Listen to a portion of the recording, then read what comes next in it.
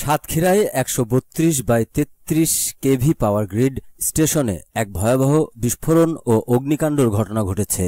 শনিবার দুপুরে উপজেলার বিনাপোতা এলাকায় গ্রিড স্টেশনে একটি ট্রান্সফরমার হঠাৎ বিস্ফোরিত হলে এই দুর্ঘটনা ঘটে।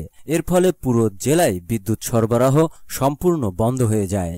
স্থানীয় ফায়ার সার্ভিস জানিয়েছে, বিস্ফোরণের পরপরই আগুন দ্রুত ছড়িয়ে পড়ে।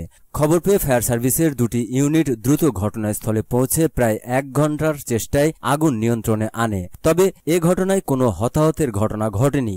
সাতক্ষীরা গ্রিড স্টেশন সূত্রে জানা গেছে, ট্রান্সফরমার বিস্ফোরণের কারণে জেলার বিদ্যুৎ সরবরাহ বন্ধ আছে।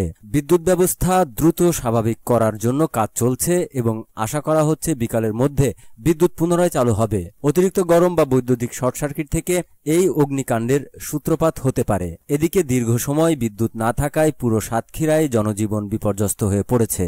গরমে সাধারণ মানুষ অতিষ্ঠ, একই সঙ্গে কলকারখানা, ব্যবসা প্রতিষ্ঠান, হাসপাতাল এবং শিক্ষা প্রতিষ্ঠানেও এর প্রভাব পড়েছে।